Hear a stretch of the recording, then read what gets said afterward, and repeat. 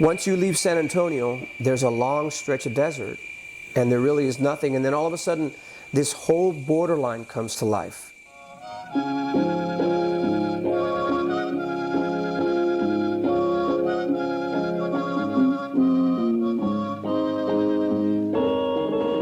I say the valley, I think I'm talking about California. And it's like, the Rio Grande Valley. Like, even in Texas, people think that sometimes. I thought like Texas ended in San Antonio. People live south of San Antonio? From South Padre Island, Brownsville, all the way to Rio Grande City. I mean, it's like might as well be one really, really big, long city.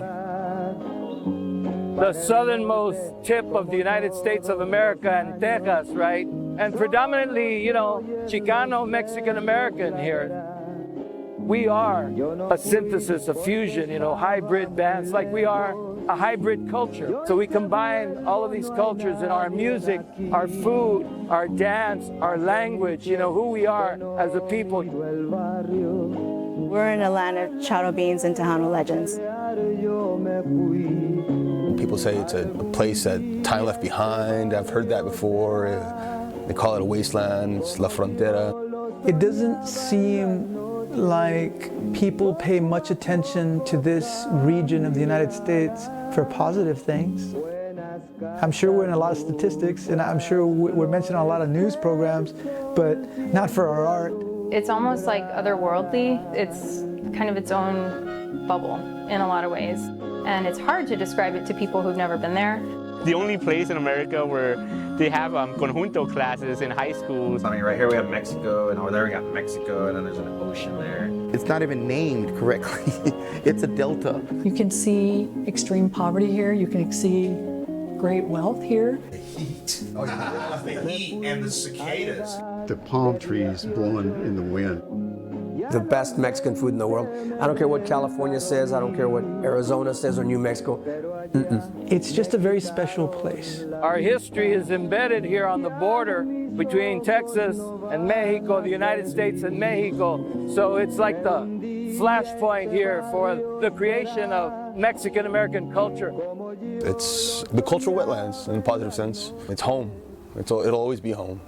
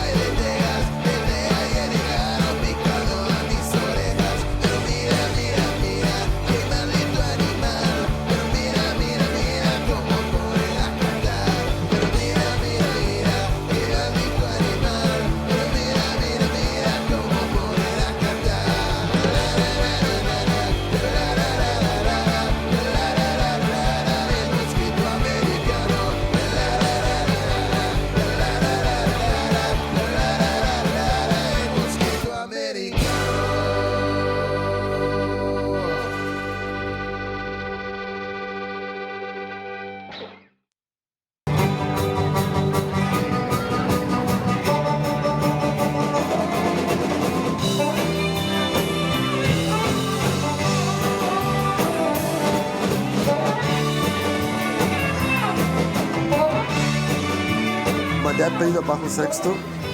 He started playing when he was 10 years old. And he played till the day the Lord took him, He taught us a lot about the music business and always to enjoy it, have fun. The cruises originated in Harlem in 1960. What we're doing now, at our age, 65, 70, that's the same thing we were doing 50 years ago. Yeah. So for us, it just turned back around. Mm-hmm. We came back to our roots, but we all started playing rock and roll, all of us here.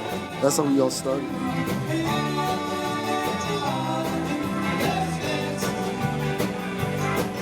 We know, all of us know that we're not going to get rich, we're not going to get famous. But it's fun. But I'll tell you what, we're having a hell of a time. Oh, yeah.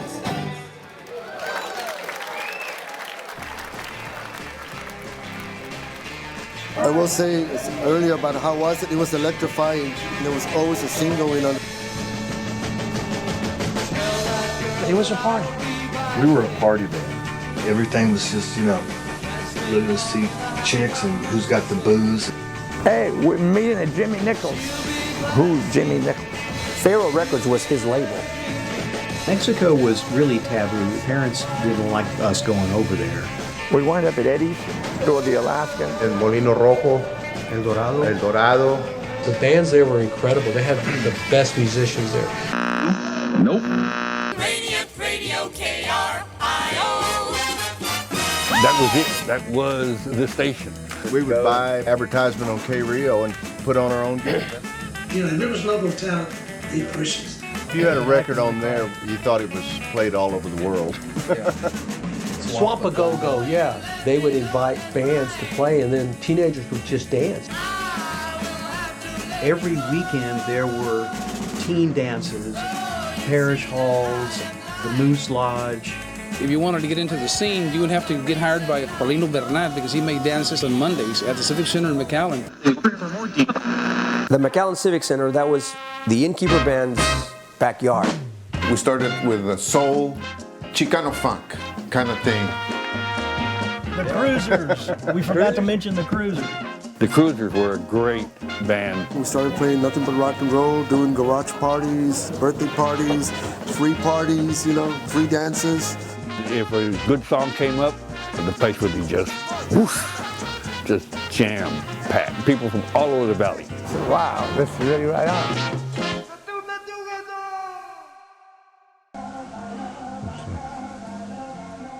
This is Floyd when he was a kid, when he was young. Ricky Reyes, great drummer, ended up playing with the Little Joey La Familia. Alfonso Ramos también.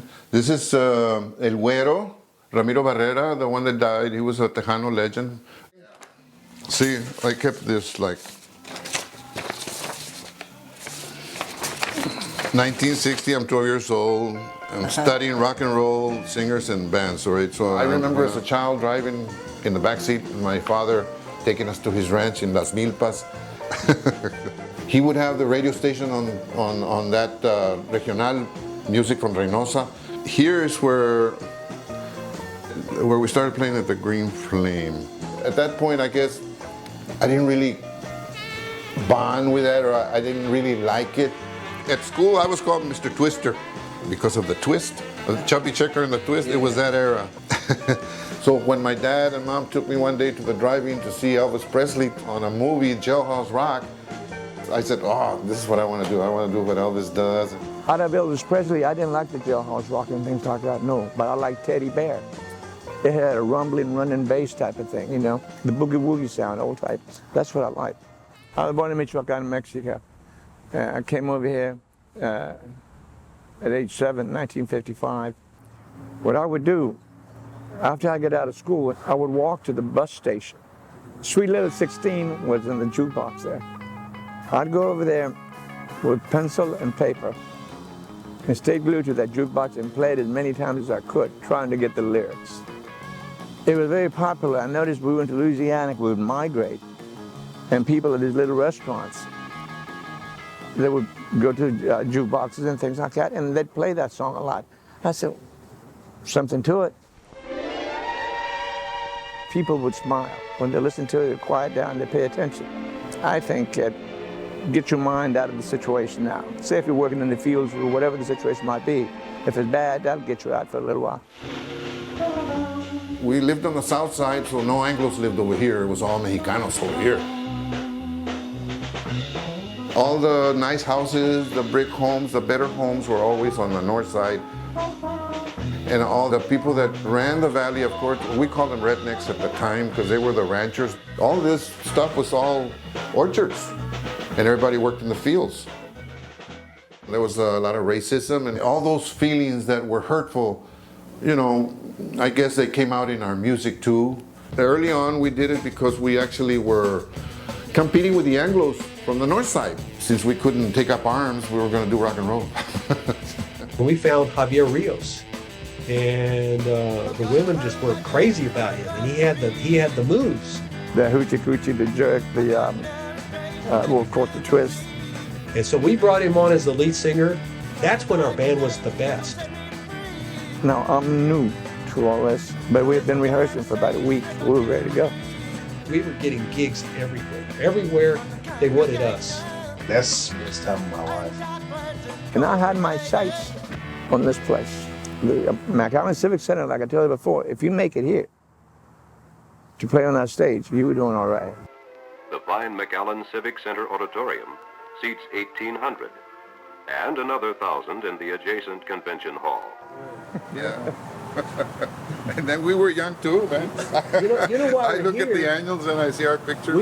We're trying to remember all the dances that we had here at the Civic Center. Oh, I played a lot here. Oh, remember? man, yeah. Remember? In the 60s? Remember you all put your jackets on backwards? Oh, okay. Was that you guys? I don't remember. I just remember the curtain opening and knocking all the mics. All of our microphones.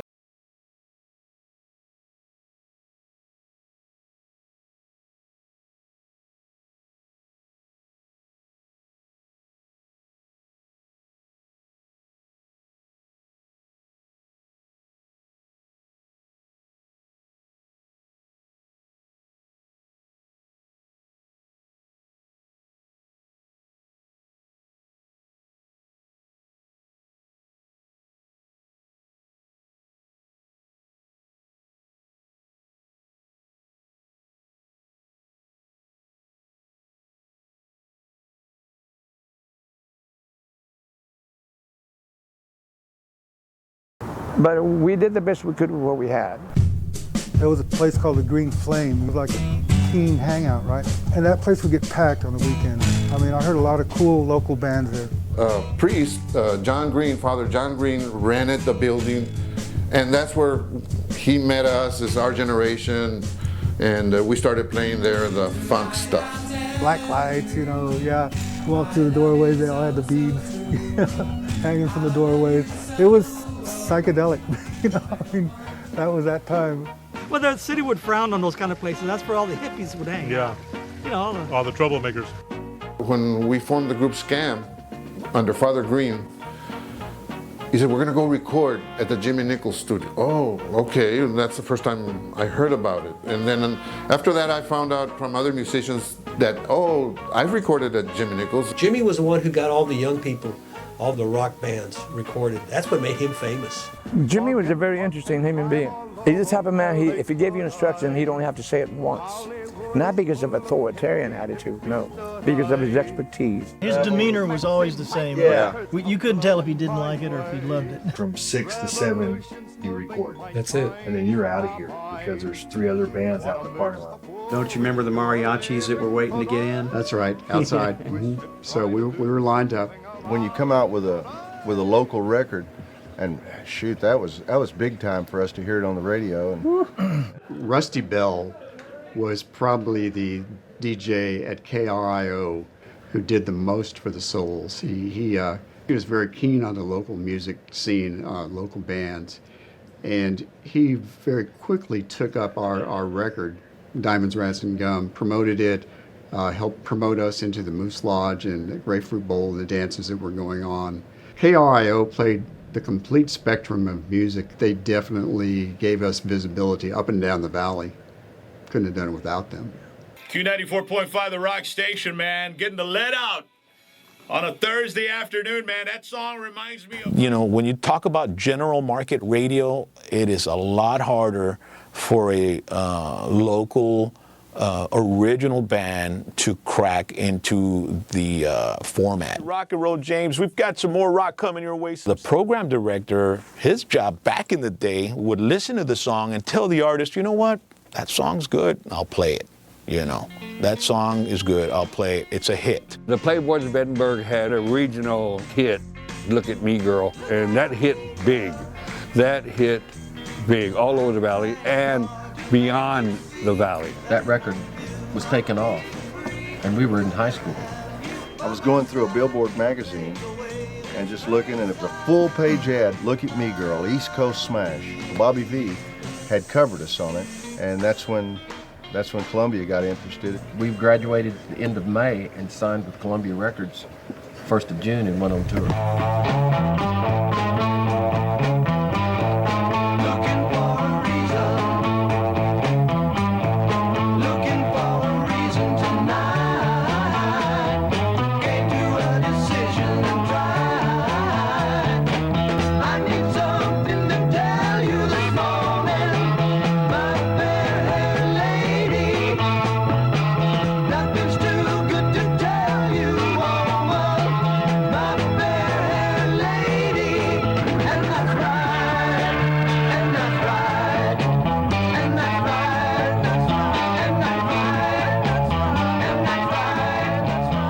Playboys of Edinburgh.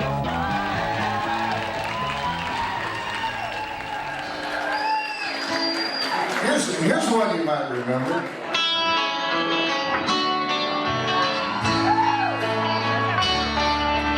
I can live my life in a dream world every day and night. I gotta get up, find myself today. I gotta get up, find myself a way.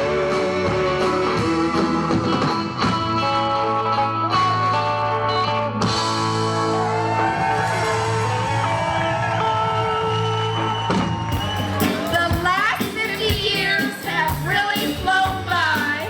It seems like yesterday we walked the halls of that high. Of all the years that we could pick, it was great to graduate in '66. These parties where the Valley folks show up are just the best. And we Valley rats, we stick together. However, we had fun drinking and dancing at the Lion's Den. While our parents had no clue of our Reynosa sin. I packed my bags and went down south. I crossed the Rio. After the dances and things ended in the United States, they'd go over there. Pues no había clubs. There was no place to come and play here. There was no clubs. Todos iban para allá. Most of the clientele in there was Anglo guys. A lot of American girls. Oh, yeah. There was no law in Reynosa against drinking, so we could be 13, 14. You could go to Reynosa, nobody would arrest you. Empecé ahí en Reynosa, de chiquillo, de niño casi. Tuve el privilegio de conocer mucha raza, ¿no? Muchos músicos. Now we found out that most of the musicians that we know right now, they tell us that they used to go to Reynosa. And we supported each other as much as we could. They learned from us, we learned from them. And the brotherhood was on. When that house band took a break, we played for drinks. It's like playing at the Super Bowl, I played at the Lions Den. We were playing there one night, and my hair was down below my shoulders. They were cutting. They said, "We don't want you. You're undesirable." Made me go back across the river. So I get back across the river and I pull off, open the trunk, put a baseball cap on, put my hair up, went right through. We had a gig. I had to go. I used to hang around with Benny Ibarra from the Yaqui. He eventually went on to do soap operas and made Julissa. Most of the famous groups from Mexico was from the border. Tijuana, Juarez, Reynosa, Matamoros. For the Johnny Jets were the popular thing. Eventually I got to meet the lead singer. His name was Oscar. And I asked him, "Do you speak English?" "I speak rock and roll." I said, "That's good to me." The army of Pancho Villa was named La División del Norte. So we called the band La División del Norte. In 1971, they invited us to play in a concert in Avándaro. The concert of Avándaro was like a Woodstock in Mexico, and there were about 300,000 people. When we were driving from Reynosa, it took us about 15 hours to get there. The promoters in that time, they got into trouble because there was a lot of censorship in Mexico in those days. The only music they used to hear in those days in the border was American music from here, from McAllen, because there was no rock stations, only Mexican music like mariachis, trios, regional. It's called regional. It used to be from San Antonio to Monterrey. That was the only areas where la música de acordeón norteña could be heard of. My father basically grew up listening to radio from Mexico City. That's the way he got into the music industry, by being a DJ. Then it was in 1948. He says, you know what, I'm going to build my own record label with the local talent. That's how he came out with Falcon. You know, he was completely always independent. You know, he always wanted to do it, you know, like the Frank Sinatra song, I did it my way. I think that's what he wanted to do. He was actually the pioneer of taking la música norteña de acordeón, not only nationally, but internationally. One of my uncles was the owner of Discos del Valle. I saw all the stars that in Spanish music would go through there, all the groups and would all go through there. And so I grew up around that music, but I was just more interested in Motown, and I couldn't understand why we were playing this really nice stuff, and the people were just looking at us like, what is this? You know, I mean, that's what we grew up on. But back then, as teenagers, you know, we kind of frowned on that because we wanted to be pop musicians. It was ironic that pop did not get any bigger than it was in the 70s or the 80s, because when Tejano took a hold, it engulfed the youth. Just like a history of rock and roll, we can go back to 1957 and we can talk about the early pioneers of rock and roll. You can talk about that, the early pioneers of this more contemporary Tejano music that we listen to.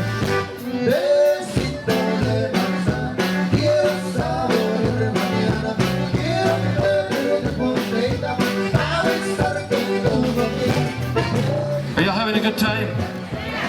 Yes. Gracias por venir aquí otra vez al Conjunto Festival en San Benito, the 23rd annual, en el mágico Valle de Texas. Coming up next.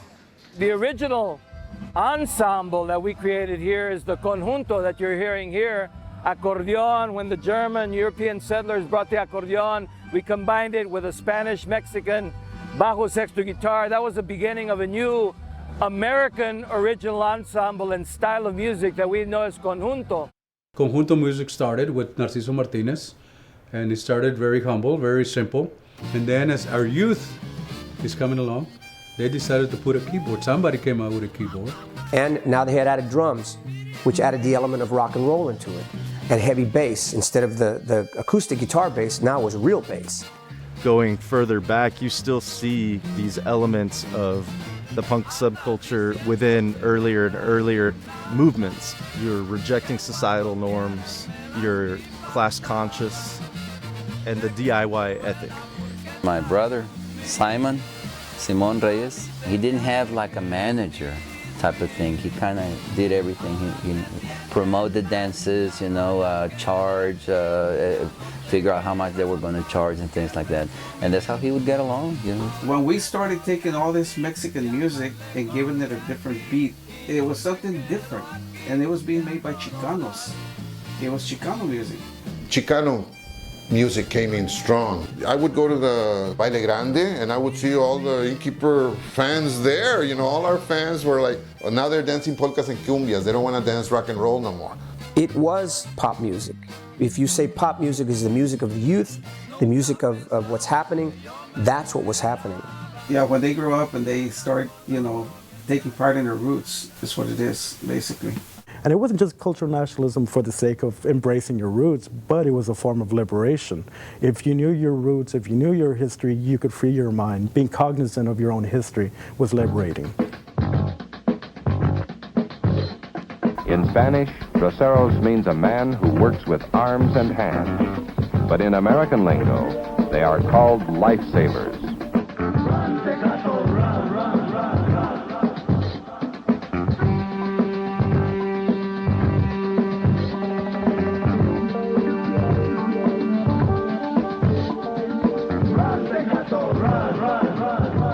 You're fighting the system that wants to put you down and you know, keep you down. The students presented a list of demands, one of which challenged the school's alleged policy prohibiting the speaking of Spanish on school grounds. Efrain Fernandez organized a protest march against police brutality. The policemen were really overreacting in firing their weapons.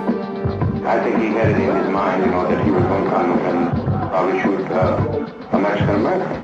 There was blatant racism, then there was a lot of violence towards Mexican Americans, and nobody was speaking up for them. So here's a reaction of the community. You see the origins of the Chicano movement. They had black power, the Black Panthers. We had brown power. It was a movement to end this discrimination. La Onda Chicana.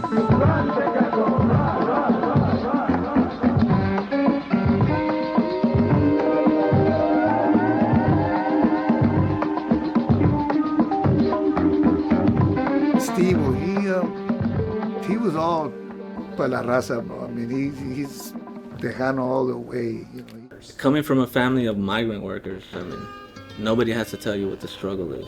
That we're moving from campo to campo, wherever the people would go and wherever the work would take them.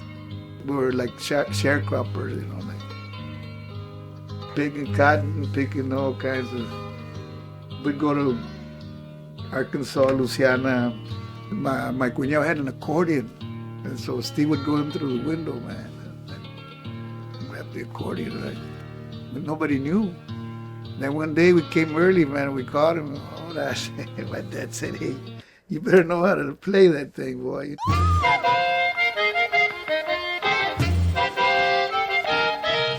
Every era, every place around the planet has this crazy person who comes along and they really change things up. And Steve Jordan was the one for South Texas for sure. Can you imagine if some people in Detroit didn't know who Smokey Robinson was right now, or who Stevie Wonder is?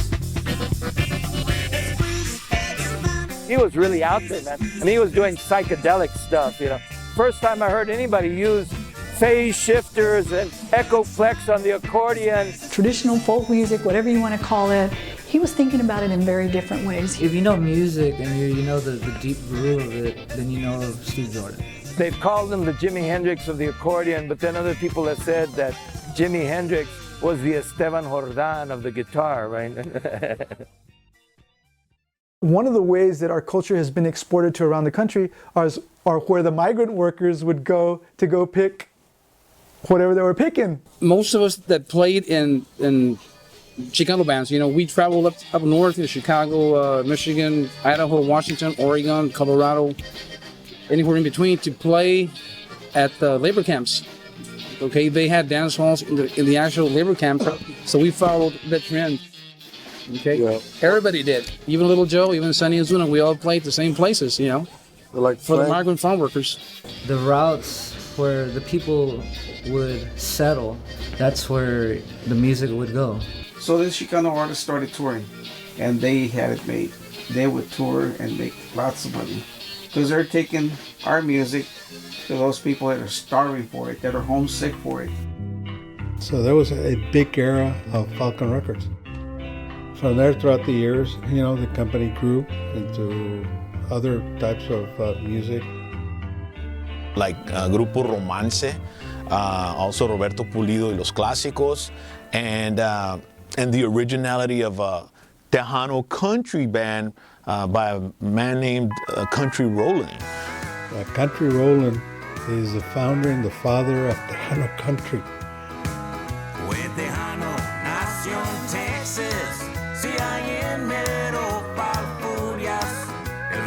They played the very first event at the Villarreal, December the 3rd, 1977. He averaged 1,500 people each night. That era kind of mixed in Tejano and country, kind of went together. The polkas and the huapangos with some of that country stuff that they play real fast kind of sounded like you could almost dance it the same. There's an era of urban cowboy, the Urban Cowboy movie, where then a lot of urban cowboy bands from the Valley, Texas Country Band, the Rawhide Band. You know, young people are listening to all kinds of music. I mean, because we're in the United States here, if we're talking about on the Texas side of the border, I mean, we have one of the most famous Mexican Americans who managed to cross over into country music, that's Freddie Fender. Freddie Fender, you know, one of the greats also here from San Benito, the San Benito Bebop Kid. You heard that, right? Bilingual lyrics, but with country music. And he had some huge hits. Wasted Days, Before the Next Teardrop Falls. He became a pretty big country star, but he started out Conjunto, Tejano, but went into rock and roll, then went into country. His name is Valdemar Huerta, but he chooses Fender as his last name because he's wanting to really identify with this rock and roll that was happening in the late 50s when he was growing up. He actually told Johnny Carson on the Tonight Show, he asked him, he said, "How come Freddie Fender?" He says, "Well, so you gringos could put a quarter in the jukebox. Because you wouldn't put a quarter for Valdemar Huerta, right?" Johnny Carson said, "No." I said, "Well, therefore Freddie Fender." I think he reflects what a lot of people, even still today, they want to really be part of that American experience. You can't change where you grew up unless you think you're somebody big. But he never went into that mode. He was always Freddie, he was always Valdemar. He's on the side of a water tower outside of San Benito, where he's from. So you see it, you go on the freeway between McAllen to Brownsville, and one of the big sort of markers that you see, very iconic, is this image of Freddie Fender, the guy who made it out there further north, the guy who left. Our whole life, most of us that lived in the valley didn't really ever leave the valley for any reason. I hadn't even gone as far as San Antonio till I was 20. Danny McKenna and I were avid fishermen. We'd always drive our little van up to Port Isabel and we'd go fish in between these shrimp boats. There were these 3 shrimp boats there, the Toby Bo, the Toby Jan, and the Toby Bob. And so when he originally thought up of the concept, the first thing he thought of was, no, let's call it Toby Bo.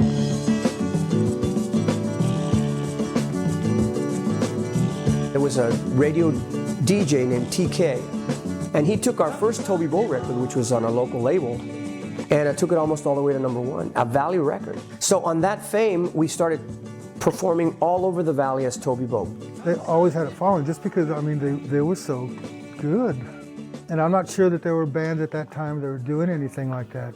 After we had played almost everywhere in the valley, we decided, we need a bigger city, so we moved to San Antonio. I mean, if you could make it in McAllen all the way to the Civic Center, you were topped out.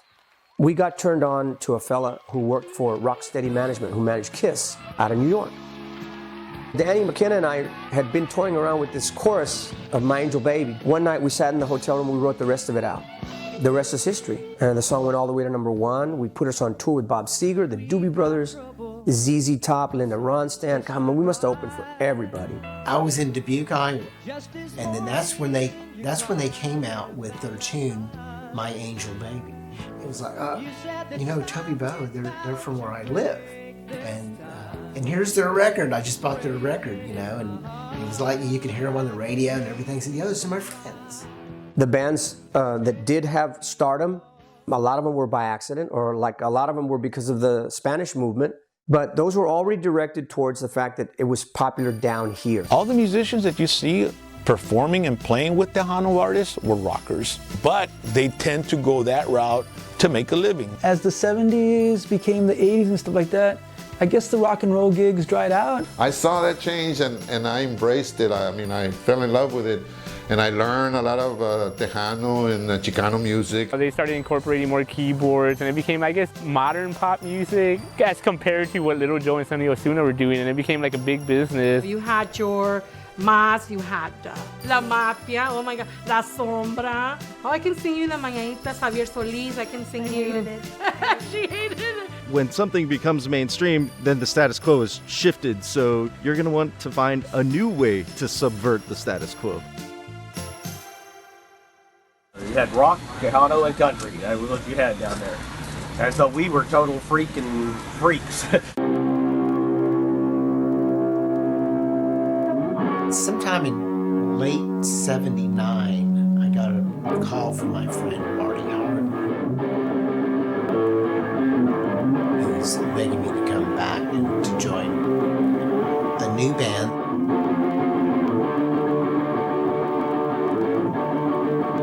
Called themselves the Steroids. I said, what the hell is that? The first punk band. The first actual punk band. The Steroids. They were the first punk band, bar none, ever in the valley.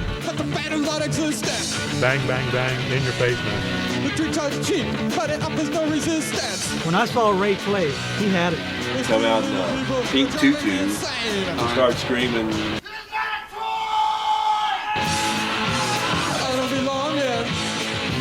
There's something wrong here, but now it's very clear. You've got to get out now.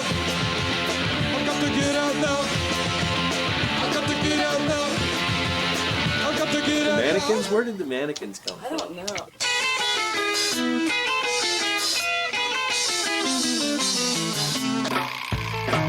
I was not a real fit-in kind of person in high school. So I remember having this sense of walking through the halls going, whatever. There were a lot of really talented, frustrated musicians who had nowhere to play.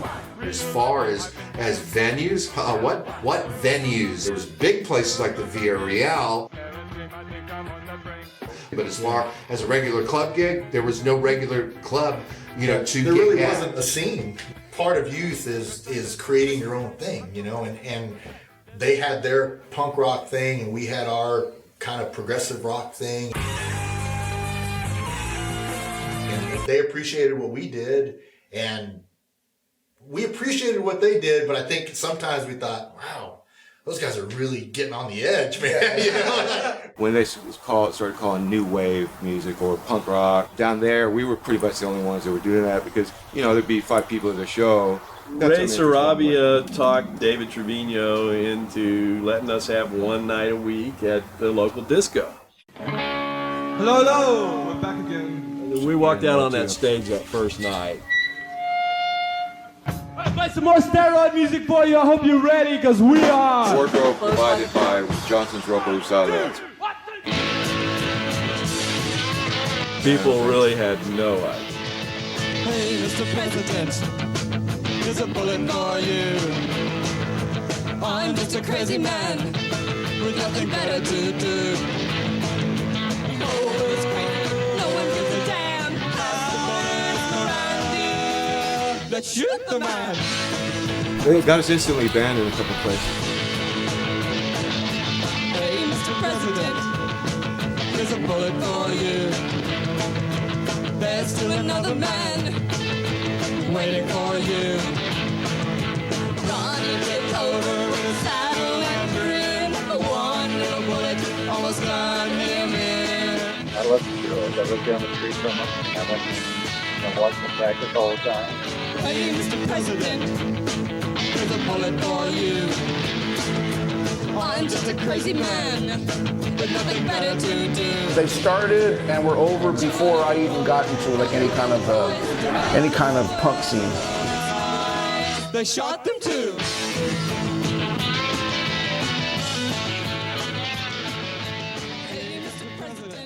Hi, I'm Steve. Oi, Steve. How you doing? I've been in the scene since 1980. Well, to tell you the truth, there was no scene. The scene was me and my friends hanging out at each other's houses. We would hang out and party all the time. We'll smoke pot, drink, everything, all the time. And then little by little, I start listening to what they're listening to. And I changed. I said, fuck this shit, man. I ain't playing this cover rock bullshit no more. Nah, fuck that.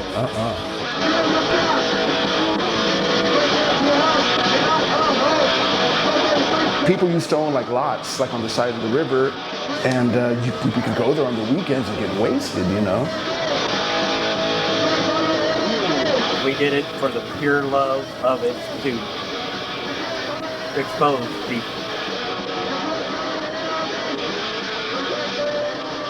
And we expected like 100 people, and like 300 showed up. I mean, the cops came and people jumped in the river and swam to Mex. I thought they were going to die.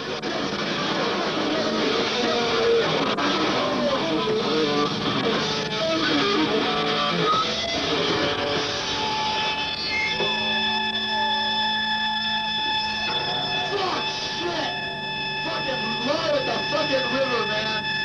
Oh, believe me, there's more chaos in store for you tonight, man. Now, by this time, Rick was setting up all these shows. He wasn't making the mistake that like all of our other buddies earlier in rock and roll bands were doing, which were setting up huge shows and huge venues at the Villa Real.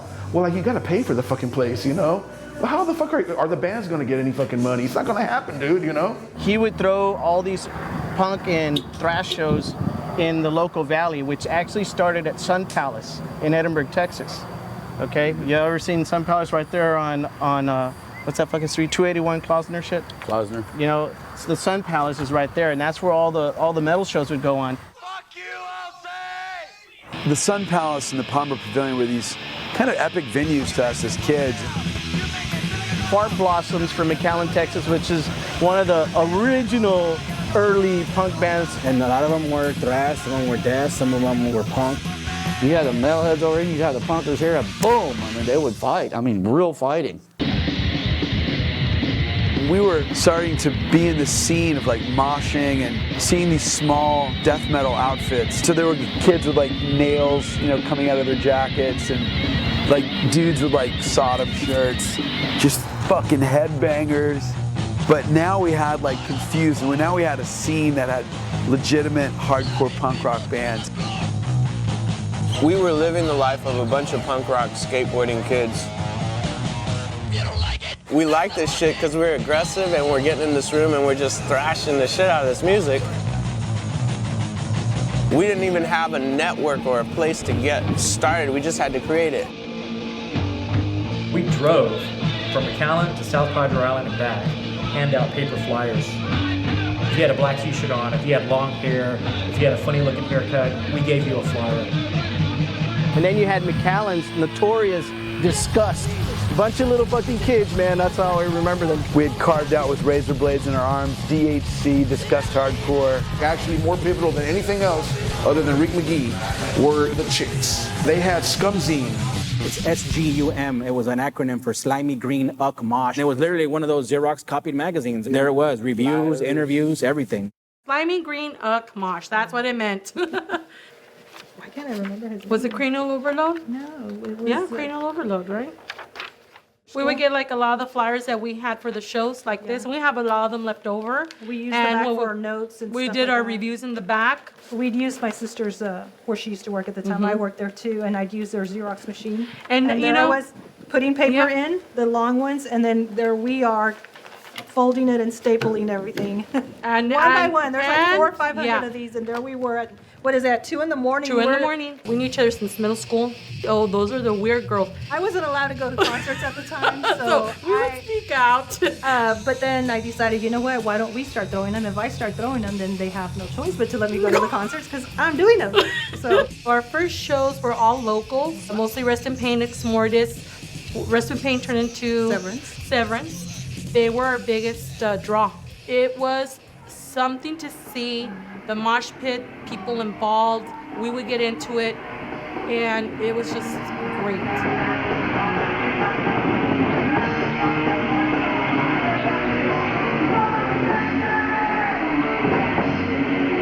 It was just about giving every fucking cell of your body to the shows and to the audience and just to the movement. I felt like we were part of a movement.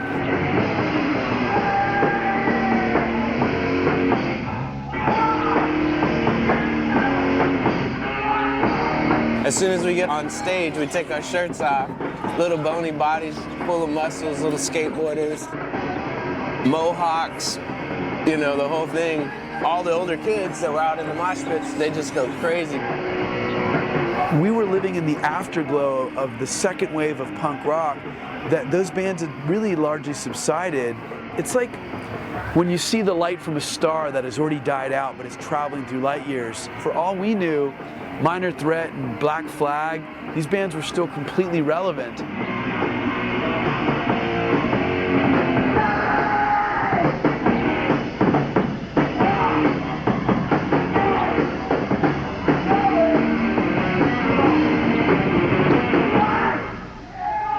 Next song's called The Absolute Idea. The Absolute Idea. I was very inspired and motivated as like this teenage kid, just knowing like there was something here in the valley. It's about this guy named Hagel. He lived a long time ago. But then again, we didn't have shows but once every 2 months or something, 3, you know, and when we did, we'd go crazy. I mean, it was hooping and hollering, the girls were slaying, everybody was just wild.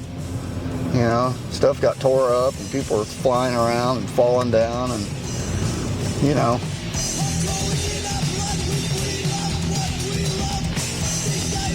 Ivan's Club used to be a strip bar that got burned down to the ground, so it was only the outside walls that were still up and running. We got all the valley bands that we can find. It was ran by generators and big PA system and one fucking light. Remember that one light that's just facing the band? Shit was buck wild. It was like out of a Suicidal Tendencies video. And then the cops came and there were lights and people were scrambling and sheriff, DPS, FAR police. It was like the best fucking shit ever, right? You know, people were handcuffed, you know, and they're all chained like that. Woo-hoo, getting in the van. It was fucking neat. They were thinking we were having a ritual, that there was some sort of sacrifice going on and all that. And I think maybe around this time was during the Constanzo, Yes. Adolfo Constanzo. And I think on issue number 2, I had written an editorial on it. There was, again, the valley, we had that stigma, what had happened in Mexico to that poor young man. The sacrificial cult killing of University of Texas student Mark Kilroy and 15 others in Matamoros has Valley residents on high alert in recent months. Música del diablo. Yeah, man. That's what it is. But there was already a sentiment that if you wore black shirts, you're a metalhead, it was probably you. So we went into Mexico. They were trying to... The guy that killed Mark Kilroy. Who was it? Who do you know? You know them. Okay, come on, you all know each other. You're all the same. The main religions here are Christian and Catholic. A lot of people have this really bad misrepresentation of La Santa Muerte. Everybody believes, you know, that you're dabbling with evil.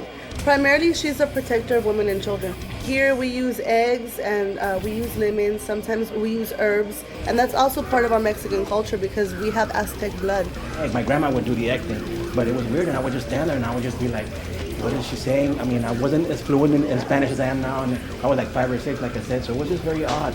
I opened the doors of my home, of my life, to the 7 spirits. They were not allowed to practice their beliefs. So what they did is they picked up these saints and they said, okay, well, this one's Oshun, this one's Ombaya, this one's this one's that. So that they could still practice their beliefs incognito.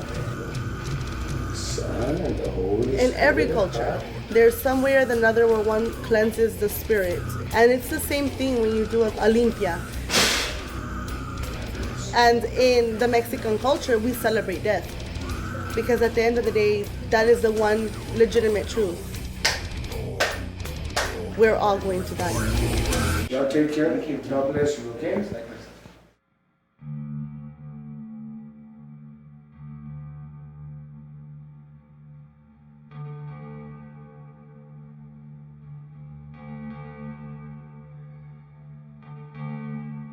And I guess that speaks to this state or this place that the Chicano people find themselves in. You know, we're not Mexican enough for Mexicans, and we're not American enough for Americans. We're in this like strange place. It's always linked to cartel violence or illegal immigration or poverty. And then, you know, even the people that are trying to help out, it seems like they have to amplify those aspects of here in order to get funding, you know. But there's some collateral damage that happens. Because there's this underlying attitude amongst almost everybody that you meet. It doesn't matter who, where, what, and or when. There's just general things like, man, I really don't like being here. You know, I want to be those kids from California. I want to be like somebody else, you know, and I can't. When you're living and growing up in the valley and you happen to be Hispanic, they tell you you're a minority. I mean, you look around and everybody looks like you and you're like, what? No. I mean, come on. It really doesn't affect you. You live outside the valley, you become very sensitive and conscious to your race, and you're like, wow, man, I really am a beaner. I really am a brown person. I really am not white majority America.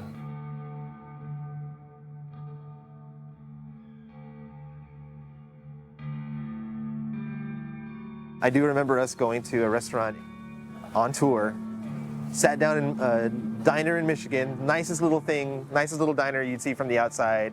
You know, breakfast special painted on the window. And we all sat down and were promptly ignored for about 30 minutes. And there were other people getting served around us. Waiters were passing by us and kind of looking us in the eye. And that was the first time I really experienced, like, not just racism, but that feeling of otherness. Because living here in the valley, if you're Mexican American, if you're Hispanic, you are the majority. So going out and having it flipped around made me really, really self-aware and kind of heightened my I guess my feeling that I really am the other in this country, you know, whether I have assimilated its culture or not.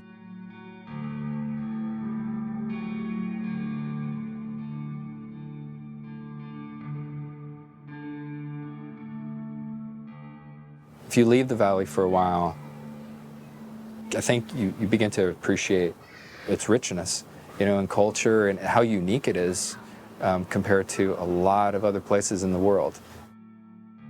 We have the beach, so we have the coast, and there's a port in Brownsville where things from the world come through.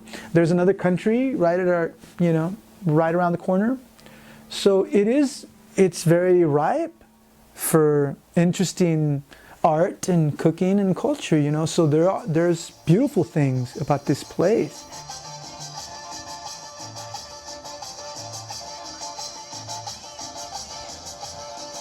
The Pulga comes from France, and from every location, every country, they kind of make it their own or create a different name for it, either flea market or a Pulga.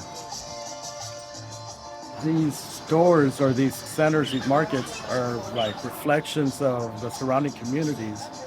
And the people who sell stuff, it's an extension of themselves or whatever it is that they sell. If they sell boots, they love boots. If they sell music or bootleg movies, they love movies or they love music.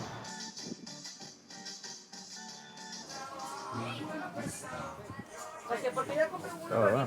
Hey, did you ever go to Reynosa and buy CDs? Oh, yeah. I think I bought my first tape was Beastie Boys, License to Ill, and the lettering, the words were in Spanish. Not in the music, but the liner notes were all in Spanish. I don't know, I was like 8, 9, 10 years old. I didn't understand what they were talking about, you know, all the references, drug references, sexual references, partying and stuff like that. I got it later. When I was younger, on the weekends we would go to the flea market and sell palm trees or small plants and stuff. We had a Fender P-Bass, PV amps, and a few other pieces of equipment, so we ended up selling those also. Is this where you got your Trump piñata? No, we got it at Mission. Okay. I'm surprised I don't see any now. I remember we sold the bass for $50, and then after I actually learned the true value of a Fender P-Bass, I felt awful for months. We're at Mario's right now. We're gonna go ahead and go on in there and go get him. So, hold on. All right, let's go get Mario. There's Mario. Mario at 7. You gotta go.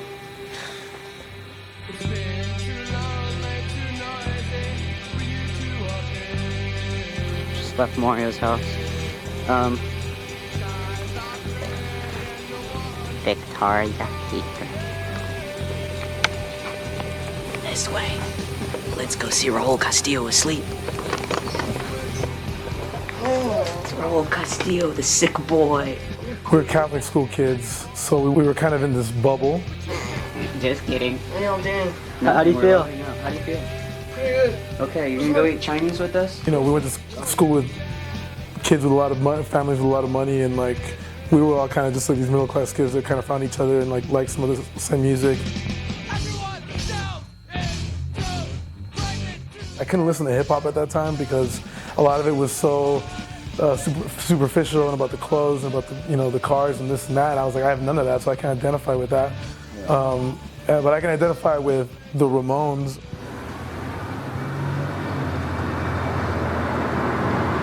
This is part 1 of an interview with Mario. What's your middle name? Daniel. Gutierrez. So you're in a band? Yes. What's the name of the band? Victoria's Secret.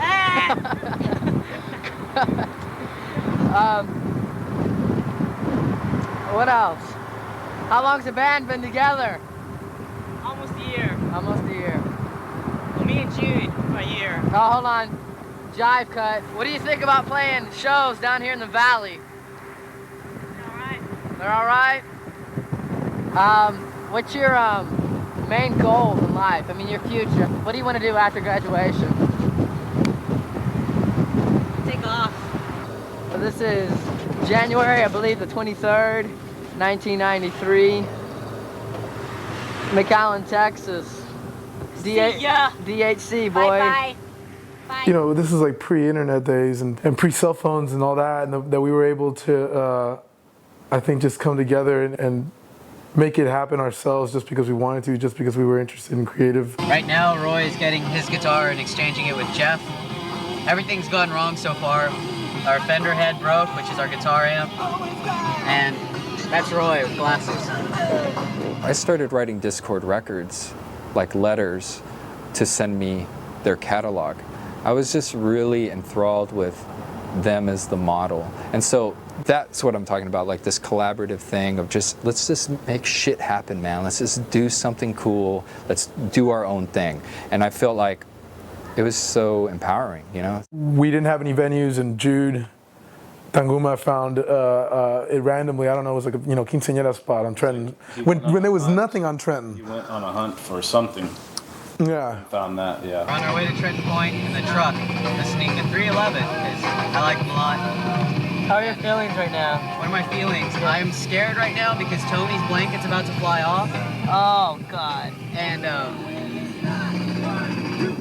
I'm a little nervous because it was raining, but it appears not to be raining anymore.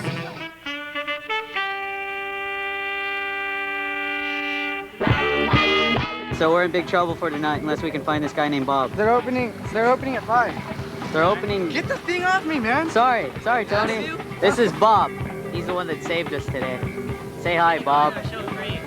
And so Jude and Mark Gutierrez had an idea. Mark was coming down for college or for summer break or something like that, and they dressed up in his U of H garb and went there and said that they were having a fraternity party. We're gonna go in, so we're gonna stamp. You have to pay. Once they knew how many people were actually going to show up, that the jig was going to be up as soon as they got there. So they went and told the owner, hey, a few more people besides our fraternity are going to show up tonight. So we just wanted you to know we're expecting a lot more people than we had told you. And the owner still said, okay, whatever, that's cool.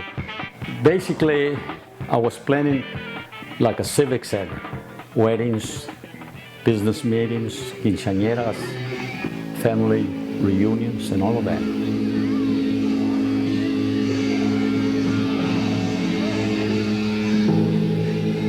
It expanded to include, can I use the word headbangers?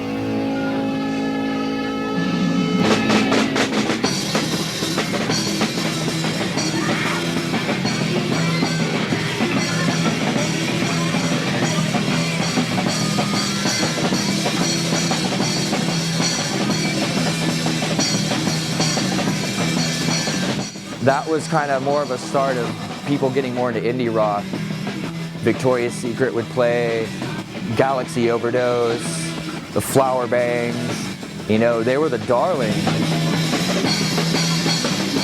I just related to them totally. I mean, I was just like, wow, I'm at home because these guys had the same attitude I did. We wanted to do something with music, and it was like a unity. And it's like when I met Arnold, that's when everything fell into place, Yeah, this is where we do all our recordings. Recorded a few bands here. That's our board right here. If we were gonna go into a studio and pay money, we'd figure that the engineer probably won't even know how to capture our music and mix it and all that. Well, the first time we tried to record, we recorded with this Tejano guy, and it was like the worst experience of our lives. It was just like, the first thing he told us is like, nah, man, Tejano's where the money's at, bro. Yeah. So that's basically why we learned how to operate it ourselves. That's where now we set up to record the group. Also our rehearsal space. I got into music, from watching my uncle, because he had a Tejano band and they would always rehearse in the patio of my house.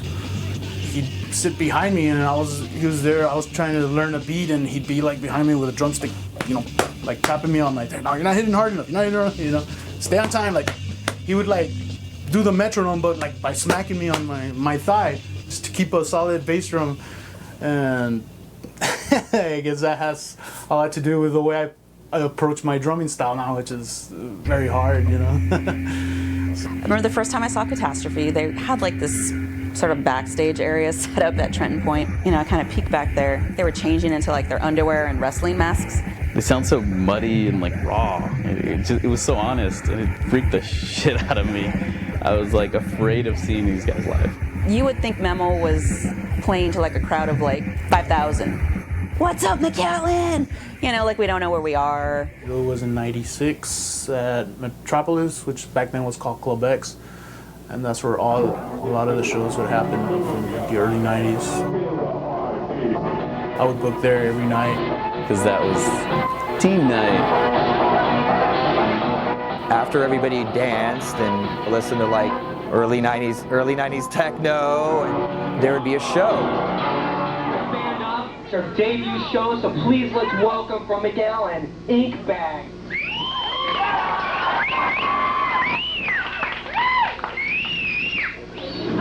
Okay, that's Bobby, that's Angela, and I'm Albert. No, Albert. Oh, I didn't know of any girls out there like playing. I was so shy. I had my long hair and I was like looking down. I mean, I was so shy. A lot of people thought that he was my boyfriend or we were married because we were always together, and we're like, he's my brother, you know, and he's like, you hang out with your brother? Like,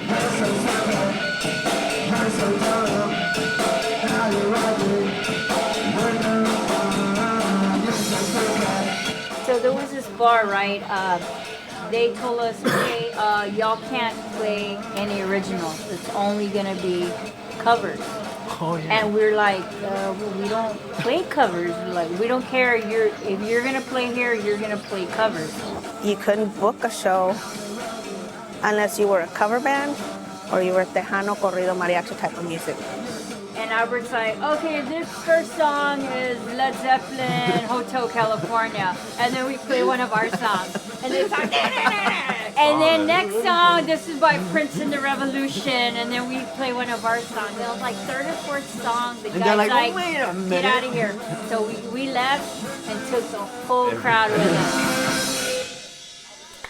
us. We started going to all the shows that we heard of, whether it was a house show, whether it was in the middle of a monte, whether it was at the skate park, whether it was at Brownsville. We went to support our friends.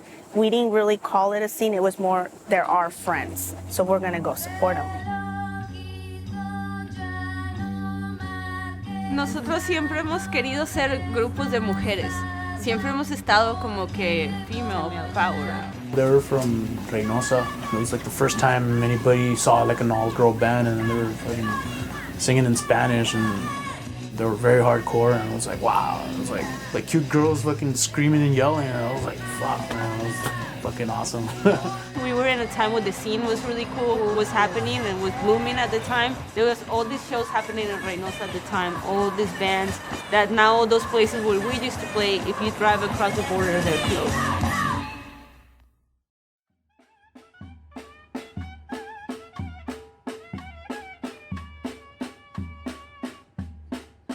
Brownsville for me is a beautiful, beautiful place. I didn't always appreciate it when I was younger.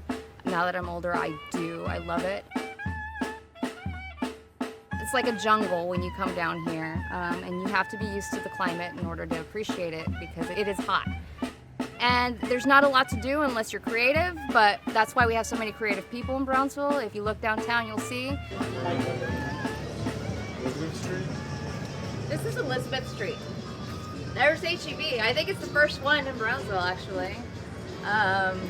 This one right here. And it's still around. And as far as like all the buildings that are here, they're all gonna have like that old vintage 50s style. That's like the last major development.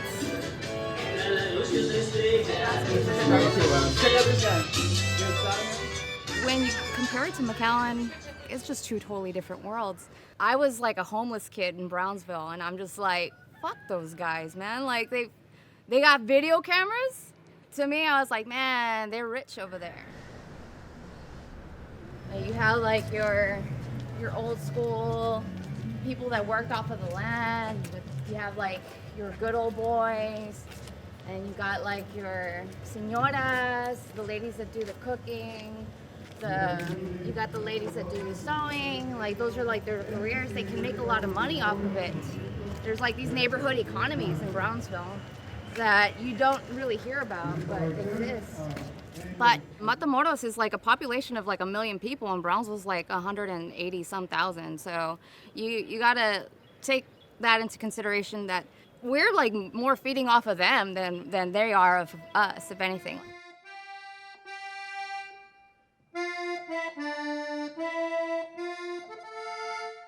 Like there's no real true identity, I don't feel, like when you think about it. Like we're all just appropriating other things.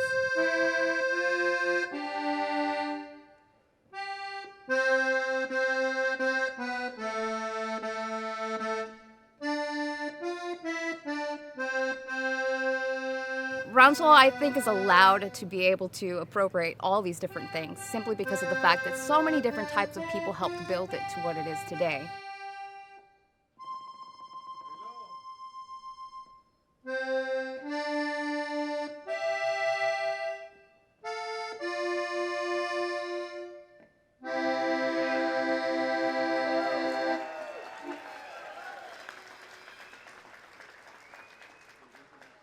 My first experience of a live show in Brownsville was at that little amphitheater that they have there next to the bookstore.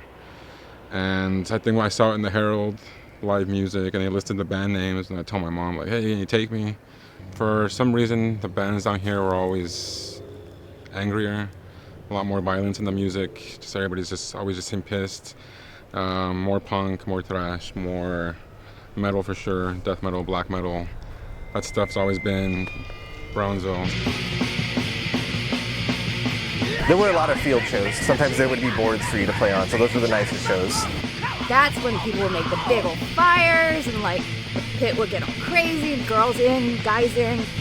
You know, you go see a band and there's just everybody killing each other. I don't even think people would charge admission back then. You would just show up. I don't think one whole band had a whole set of equipment. They would borrow drums or guitars or basses, and that was kind of a Brownsville thing.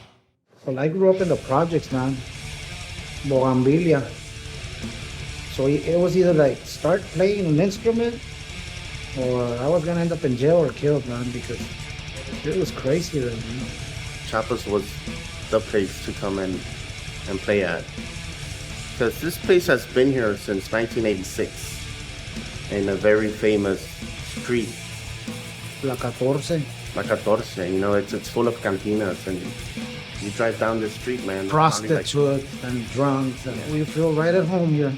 The current owner, you know, he took command of the place and told him, hey man, you know what, I want to turn this place into a rock bar.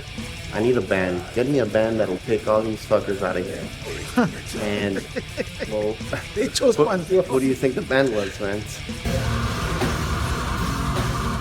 Maybe like 20 rancheros here with their hats and fucking horses parked outside. One by one, started walking out the door. 7 minutes later.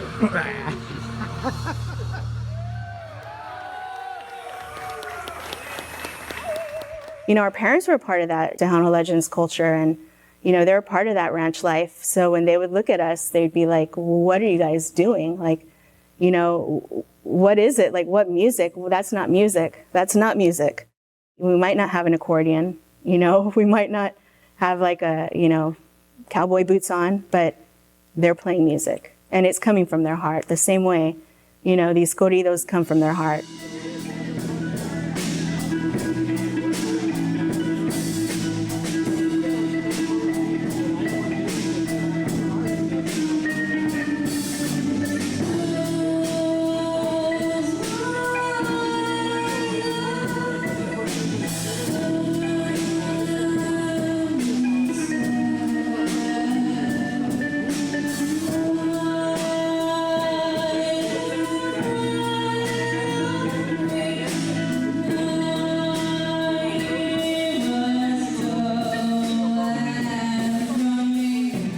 back in like the late 80s, whatever, like if you look different, you're getting beat up.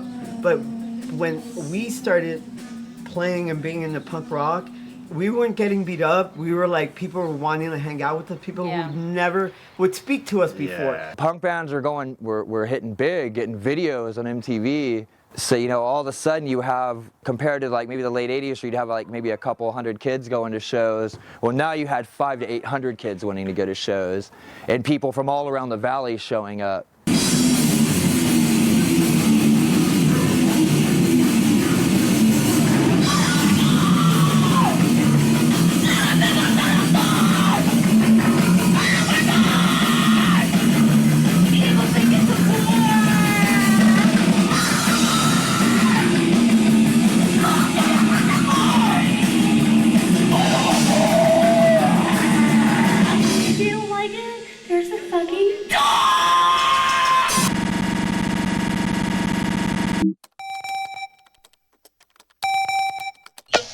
Before Facebook, there was a Valley punk it was page. kind of like that. And at that point, like, there was a lot of bands. I was like, I need to do this thing where everybody can, like, find out about shows. So it was all local. Like, that's where, like, my mentality came from. We got to a point where we could host websites. And just like, okay, well, we're going to have a central hub where people can just go and you want to know about a show? You get on there. And you want to talk to the band? You just get on there. You want to talk shit? Get on there. Like, I remember being on that one, and then it turned into the union board. That was the first sort of real digital experience that I had, and I was online all the time at that time. I would come home from school and like drop my bag and like turn my computer on and like get on the message board. It was a really active part of the social life of the scene. I don't think you would have had the scene the same way without that. You could actually voice your opinion from Brownsville in the McAllen scene. And I would always be checking to see if there were new threads or comments or if anybody said anything or, you know, did anybody talk about my band, you know. Yoink was together. They had moves down. They coordinated outfits like ties and shirts and stuff. Down and Out was my favorite band. It had a lot of attitude. We had a old band. I heard a demo of it. They're fucking good, dude. And that's when I realized, oh my gosh, this is huge. I remember you'd see little tiny kids there, like, and they probably formed bands later. A lot of those metal shows would happen at Trenton Point. One weekend it would be all of our friends. Another weekend it would be the metal, which were night and day. I remember December Drive, Trent Steele, I Declare. It just felt like overnight, boom, everything's changed. We don't want to hear punk anymore. We want to hear this new thing or whatever. Death Wish is like reverb from my soul.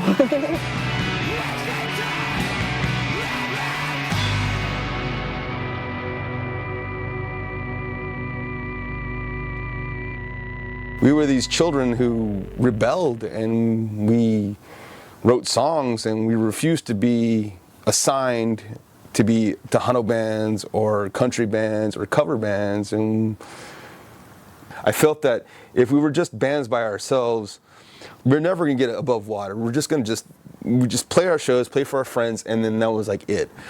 The story of Athens, Greece is that it's this backwaters place that nobody expected that this enlightenment would come from, right?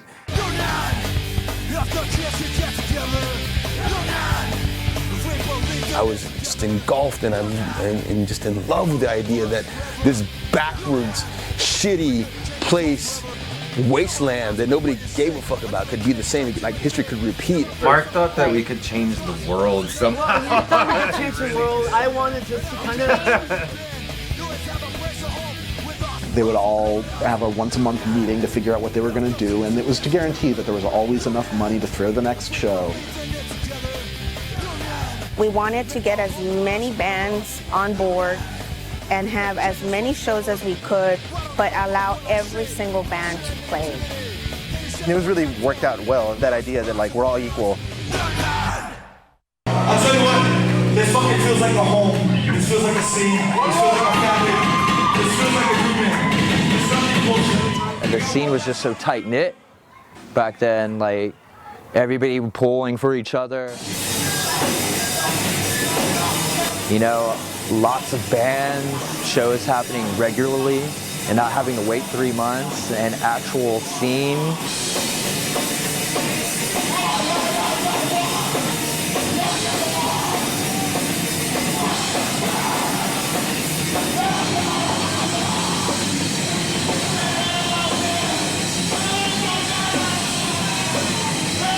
I always believed in the sense of family and tribe and community and whatever other euphemism you want to use, but it was the sense that we belonged together.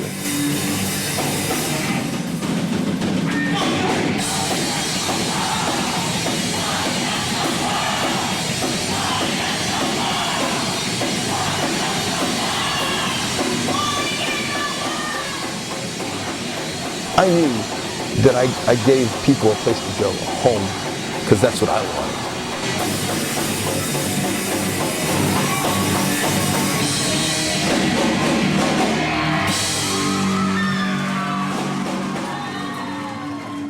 Stump was awesome. To my recollection, there really had never been any sort of music festival that someone local had put on. It was all just local bands. They're like, this guy Juan has a ranch, and he said he wanted to put a show on at the ranch. And I'm like, give me his number. I ended up getting a call from Ivana Black, and she was interested in throwing a festival. I was like, dude, 2-day festival, bands all day long. What? That land was fucked up. Trees everywhere, weeds everywhere. There was a dead horse in the canal. Him and his friends cleaned it up. We threw a rock at it, and the rock just like, I'm like, all right, this place is perfect. This is gonna be a good place to have a show. It was a big deal because nobody came down there. It was, the bands would tour, they would, coming from the East Coast, blah, blah, blah, blah, blah, hit Austin, San Antonio, and then just scoop right up and keep going to the West Coast. So the Valley has that kind of sense of where we're kind of like on our own. Everybody that put it together made everything. It was like surreal, like opening up the monitor and taking it out, and the whole front cover of the Festiva is your Stump logo. And it scared the shit out of me because I'm like, oh my God, people might actually go to this. Yeah, it was total Woodstock, man. Every single band that existed just came and played. We Suck played, Charlie Daniels Death Wish played, December Drive played. It was all grassroots, nothing, no sponsors. It was just like us doing it. It's what a festival like that should have been. It wasn't the nicest, but it was perfect.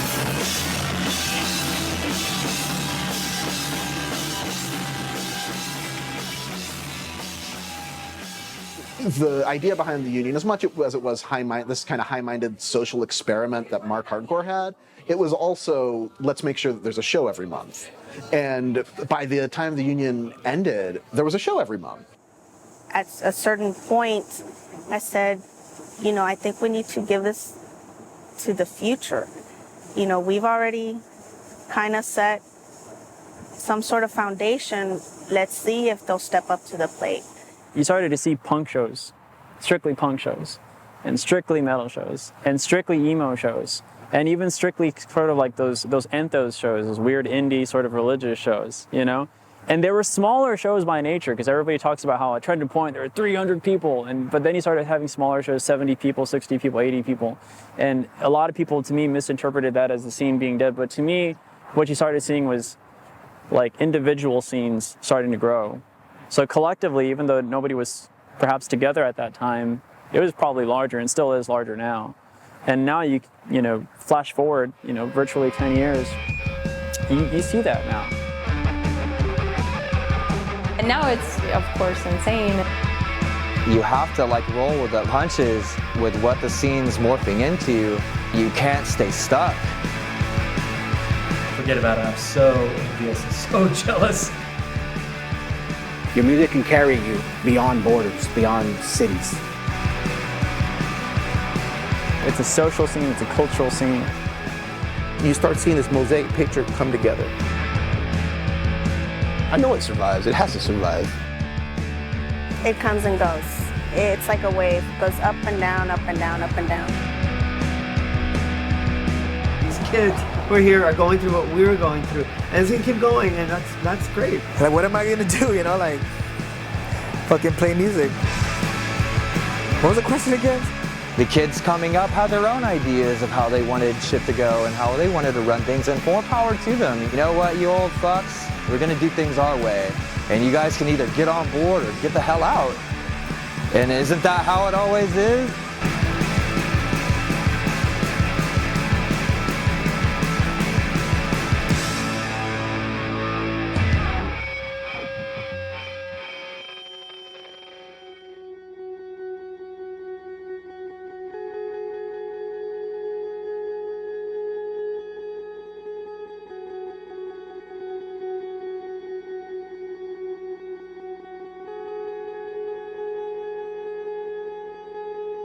When you're younger, you don't want to hear about how you fit into a larger system. You want to think you're taking the world by storm. There's no comfort in knowing that there are things that came before you. There's no comfort in history. You want to like defy history. But I think as you get older, you're like, oh no, I want to see where I fit in the larger context of the world, in the larger context of my community, my music scene. I want to make sure that what I did mattered to other people. You know, I feel like that's what everybody wants to feel like.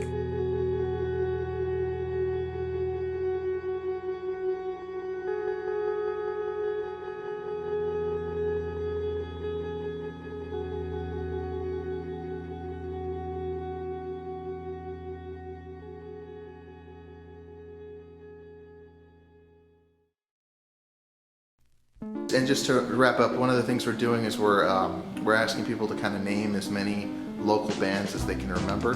Valley bands, right? Valley bands, local bands. You've got Seunte. The personalities. Denial, Noise Gate, Hostile, Wicked. The Conan O'Briens, the Bread Slices. Sidewinder. Unicron. Magna Furious, Spuma, Valley Lemons. Intocable, Ramon Ayala. Oh, Chacha Jimenez y Los Chachos. Psycho Blake, then there was Salt, then there was Rosin. Blind Justice. Yeah, Rock and Roll James. Rock and Roll James. The Connectors, Los Gatos Locos. My Hero, Train Gosari, Wang Yamamoto. Retarded Flies. There was Jake. Jake. Yes. Jive, Word, Trace Ensemble, Inhibited, Flower Bangs. Filthy Fuckers, Dingleberries, Big Smartass. Smartass. Sorry, we're going one at a time. Oh, cool. Liver Assassins. The Escalators, Shaft. The Slightly Pregnant Men. Shiners. Yeah, the Shiners, dude. Silverline Tragedy, Ennui Jolt, Dignan, Gallows Holier Than the Cross, and I could go on. How long do these people normally keep going? My baby makes me cry day and night, won't let me